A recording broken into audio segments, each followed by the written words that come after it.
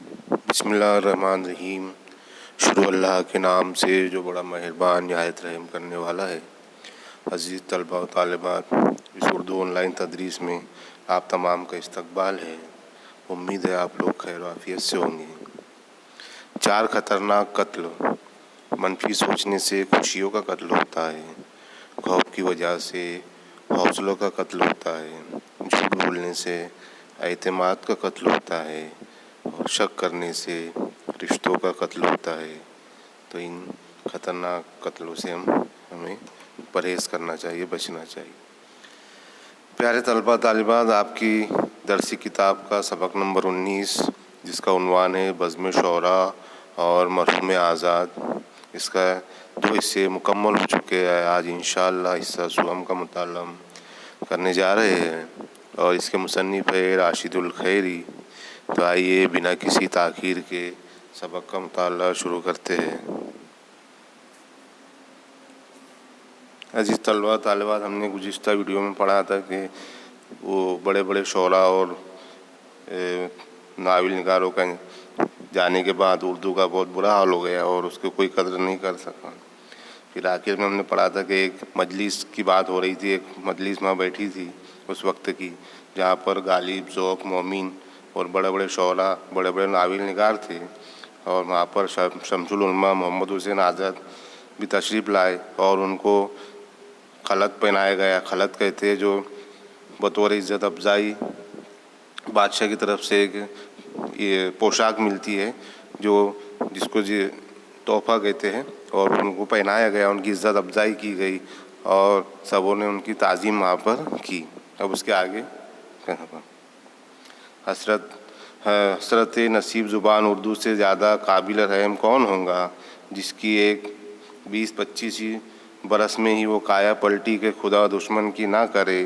یہ وہی زبان ہے جو کسی وقت شہزادیوں کا زیور، بادشاہوں کا جوہر، ایک عالم کی محبوب، ایک دنیا کی مرغوب، ہندوؤں کی جان، مسلمانوں کا ایمان تھی. مگر تقدیر نے اس کو وہ وقت دکھایا جب اس کے قدردان ایک ایک کر کے دنیا سے چلنے شروع ہوئے. جس کی جگہ ہر وقت بلبلان خوش الحان کی چہکار اور گلہائے رنگین کی مہکار تھی، وہاں ایک ہوکا میدان رہ گیا. کبھی کوئی پھرتا پھراتا پردیسی سیلانی ادھر سے گزر جاتا تو کسی درخت کے نیچے بیٹھ کر 2 آنسو بہا لیتا، ورنہ اس کی اگلی بہاریں سب ختم ہو گئی. انگریزی کے زبردست سیلاب نے اس کی ٹھنڈی اور میٹھی لہروں کا خاتمہ کر دیا. اس نفسا نفسی کے عالم میں آزاد کی کوششیں شکریہ کی مستحق ہے، جس کے دم سے چمنستان گلزار ارم بنا رہا. بدقسمتی سے آزاد کو وقت ایسا ملا جب اردو کے قدردان باری باری عدم آباد کا راستہ لے چکے تھے. کوئی اتنا بھی نظر نہ آتا تھا کہ منزل مقصود کا پتہ دے، مگر وہ مرد میدان ہمت نہ ہارا. گو دل کے حوصلے پورے ہونے کی امید خاک میں مل چکی تھی، مگر دھن کا پکا، ارادے کا سچا اپنی کوششوں میں سرگرم رہا. اور اس باغ میں جو نظر خزاں ہو چکا تھا، ایسے ایسے پھول کھلا گیا جو مدتوں آتے جاتے مسافر کے دماغ کو مفرح کرتے رہے گی. مصنف کہہ رہے ہیں کہ ان کو رحم آ رہا ہے اردو زبان پر، کہ اردو زبان سے زیادہ قابل رحم کون ہوگا کہ جس کی ایک 20 اور 25 برس کے اندر ہی اس کی ایسی کایا پلٹی کہ خدا دشمن کی بھی نہ کرے، اس کا ایسا برا حال ہو گیا. یہ وہی زبان ہے جو کسی وقت شہزادیوں کا زیور اور بادشاہوں کا جوہر تھی. یعنی یہ محلوں میں بولی جاتی تھی، یہ زبان قلعوں میں بولی جاتی تھی، اور یہ زبانوں کو بادشاہ اور شہزادیاں بولتی تھی. ایک پورے عالم کی محبوب تھی، پورے عالم کو پسند تھی، اور ایک دنیا کی مرغوب کہتے ہیں پسندیدہ چیز. ایک دنیا کی یہ بہت ہی پوری دنیا میں بولے جانے والی یہ زبان تھی. یہ ہندوؤں کی جان اور مسلمانوں کا ایمان تھی، مگر تقدیر نے اس کو وہ وقت دکھایا جب اس کے قدردان ایک ایک کر کے دنیا سے چلنے شروع ہوئے.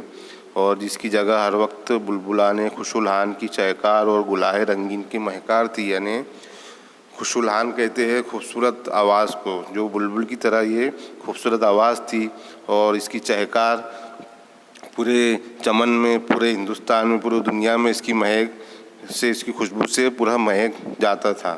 لیکن وہاں ایک میدان ہو گیا، وہ ایک جو पूरा चमन था, पूरा गुलिस्तान था, वो पूरा उजड़ गया, वो और मैदान रह गया। और इसकी जो अगली बहारें थी वो सब ख़त्म हो गई। और किसने ख़त्म की? तो अंग्रेज़ी के एक ज़बरदस्त सैलाब ने इसकी ठंडी और मीठी लहरों का खात्मा कर दिया, है ना। अंग्रेज़ी जब ज़्यादातर लोगों ने फिर अंग्रेज़ी को पसंद किया और उर्दू से अपना नाता तोड़ने लगे, तो उर्दू के साथ बहुत ही बुरा सलूक होने लगा और वो एक ही यानी उजड़ गई। एक उनका जो उर्दू का जो चमन था, जो पूरी दुनिया पे जिसकी खुशबू थी, वो खुशबू एक मान पड़ गई, वो नज़रे खिज़ा हो गया, वहाँ वो पूरा चमन उजड़ गया। क्योंकि अंग्रेज़ी आज भी हम देखते हैं कि ज़्यादातर लोग जो उर्दू के पढ़े लिखे जानकार है वो भी ज़्यादातर अंग्रेज़ी में गुफ्तगू करते हैं, जबकि ऐसा नहीं करना चाहिए। हम जब भी किसी उर्दू बोलने वाले से बात करें तो हमारा उससे गुफ्तगू उर्दू में ही होनी चाहिए। और आजकल सोशल मीडिया का दौर है, तो हमें भी चाहिए कि हम व्हाट्सअप या फेसबुक पर किसी से गुफ्तगू कर रहे हैं, किसी से चैटिंग कर रहे हैं और वो उर्दू जानता है, तो हमें चाहिए कि हमें उर्दू में ही गुफ्तगू चैटिंग करनी चाहिए, ताकि हम उर्दू को बचा सकें। ये सोशल मीडिया उर्दू को बचाने का बहुत अच्छा ज़रिया है। हमें ज़्यादातर उर्दू से वाबस्ता रहना चाहिए, उर्दू में ही गुफ्तगू करनी चाहिए, ताकि उर्दू का खात्मा ना हो, बल्कि उर्दू की उर्दू हर जगह फले फूले। तो जो अंग्रेज़ी के सैलाब था उसने उसकी ठंडी और मीठी लहरों का खात्मा कर दिया। और फिर इस नफसा नफसी के आलम में मोहम्मद हुसैन आज़ाद की कोशिशें शुक्रिया का मुस्तहिक़ है, जिसके दम से चमनिस्तानी अदब गुलजार इरम बना रहा। यानी उर्दू का जो चमन था वो उनकी मेहनत की वजह से एक जन्नत का बाग बन गया।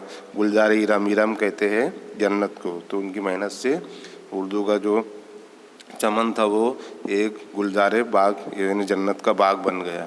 बदकिस्मती से आज़ाद को वक्त ऐसा मिला जब उर्दू के जो कदरदान थे वो बारी बारी इस दुनिया से चले जा चुके थे।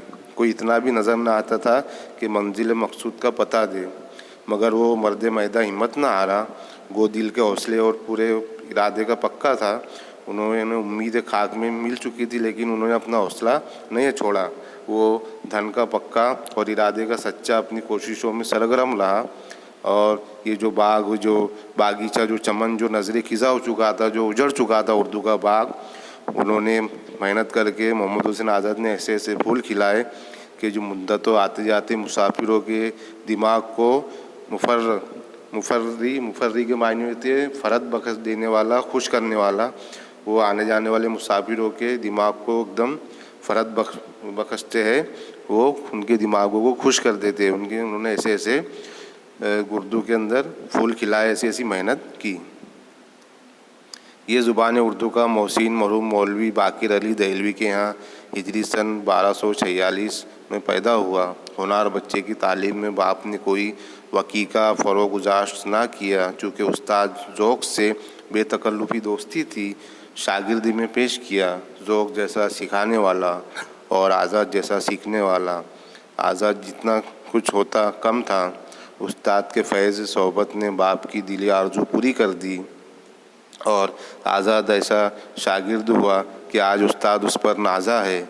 आज़ाद वो पहला शख्स है जिसने गुल व बुलबुल की मजबूत जंजीरों को तोड़ा और उर्दू शायरी की वाक़ियत के ऐसे सांचे में डाला कि आने वाली नस्लें मुद्दतुल उम्र दुआएं देगी। इसने नस्ल उर्दू को कमाल महराज पर पहुँचाया और ऐसी यादगारें छोड़ गया जो आँखों को बरमाती हुई कलेजे पर गिरती है।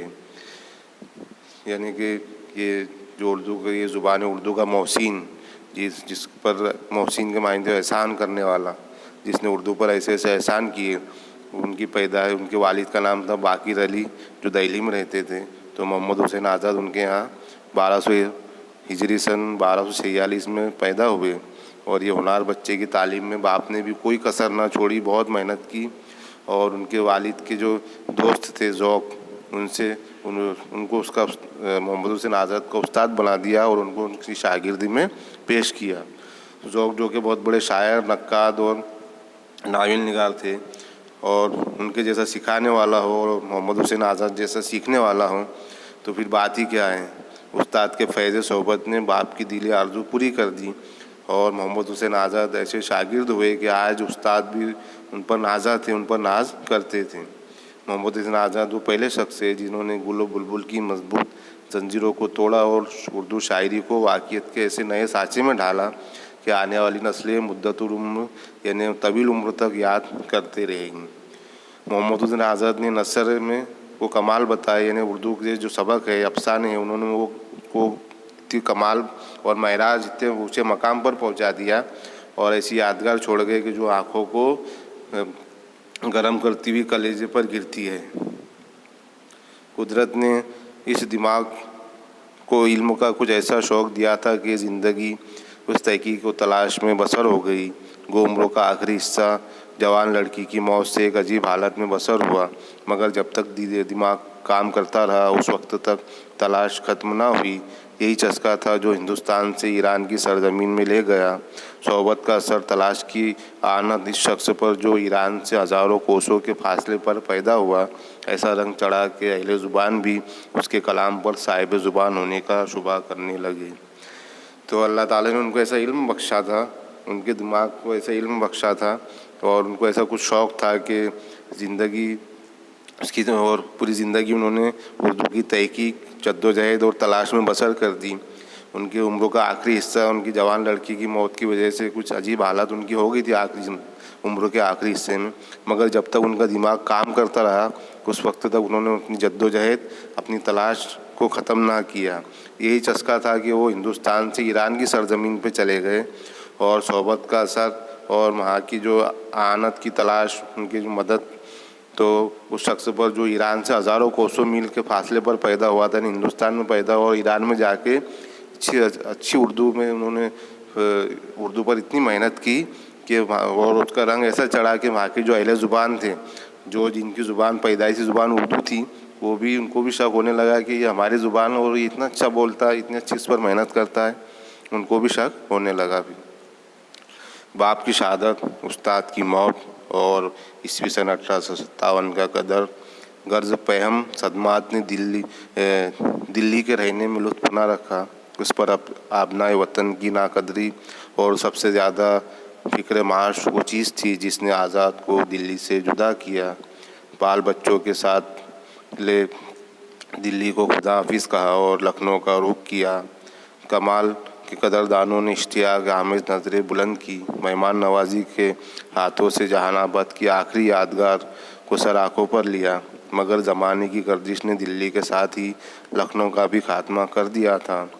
آزاد کا جینا لگا اور عیسوی سن 1864 میں لاہور آئے۔ ہال رائٹ صاحب کی قدر شناس آنکھوں نے علم کی کسوٹی پر اس گوہر گرا بہا کو پرکھا۔ اطالی کے پنجاب کی سب ایڈیٹری نظر کی اور شاہجہانی عمارت کی خدمت آرزوئے دیرینہ تھی۔ آزاد نے اپنی صناعی سے وہ گلکاریاں کیے کہ تمام پنجاب کلمہ پڑھنے لگا۔ استعارات و تشبیہات کی ایسی دیویاں کھڑی کی کر دی کہ ہندوستان بھر مسخر ہو گیا، اور عیسوی سن 1887 کو جوبلی نے خطاب الشمس العلماء سے آزاد کی قابلیت و خدمات کا اعتراف کیا۔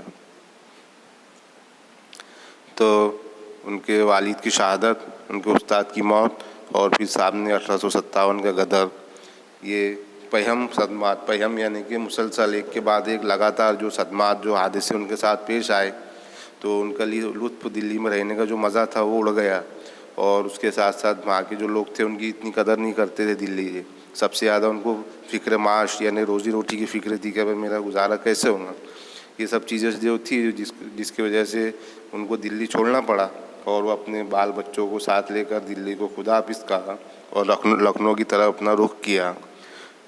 لکھنؤ کے جو کمال قدردان تھے، ان کی اشتیاق یعنی خواہشمند نظریں بلند ہوئی اور انہوں نے محمد حسین آزاد کو مہمان نوازی کی، ہاتھوں ہاتھ ان کو لیا، ان کو سر پر بیٹھایا، ان کی بہت عزت کی، مگر زمانے کی گردش نے دلی کے ساتھ ہی لکھنؤ کا بھی خاتمہ کر دیا تھا، یعنی کہ وہ وہاں پر ہی ان کا جینے لگا، اور پھر وہ عیسوی سن 1864 میں لاہور آ گئے۔ وہاں پر ہال رائٹ نام کے ایک صاحب تھے، وہ ان کی قدر شناس آنکھوں یعنی انہوں نے ان کو پہچان لیا تھا کہ یہ گوہر گرا بہا کو پرکھ لیا، یعنی گوہر گرا یعنی بیش و قیمتی ہیرے کی جو قیمت تھی انہوں نے محمد حسین آزاد کو دیکھ کر پہچان لیا کہ بہت ہی قیمتی ہیرا ہے، تو انہوں نے پھر ان کو پنجاب کے استاد کی ایک ایڈیٹری کی جاب پر رکھ لیا، اور ان کو جس کو کہتے ہیں کہ ایک نگراں کار کے जॉब पर उनको रख लिया, ये सब चीज़ों की निगरानी में रख लिया। फिर उन्होंने वहाँ पर इतनी मेहनत की कि उनकी जो सनाई थी, सना के मायने होते हैं उनकी जो महारत, उनकी जो फ़न थे, उनकी जो कमाल थे, हुनर ऐसे दिखाए पंजाब में कि तमाम पंजाब उनका कलमा पढ़ने लगा, यानी उनका ही नाम लेने लगा, उनकी ही वाह करने लगा। उन्होंने इश्तिहारात और तजबियात की ऐसी देवियाँ खड़ी कर दी कि हिंदुस्तान भर में मुशक्कर हो गए, वहाँ पर कायम हो गया, पूरे हिंदुस्तान में उनकी बोलबाला होने लगा। और फिर 1887 को जुबली ने उनको खिताबुल शम्सुल उलमा का खिताब दिया। शम्सुल उलमा का खिताब मोहम्मद हुसैन आज़ाद को 1887 में दिया गया और उनकी काबिलियत और खिदमत का सभी लोगों ने तारीफ़ की। तो अज़ीज़ तलबा व तालिबात, ये हिस्सा सुवम यहाँ मुकम्मल होता है। इंशाअल्लाह हिस्सा चारों के साथ हम अगली वीडियो में, नए वीडियो में हाजिर होंगे। अल्लाह हाफ़िज़।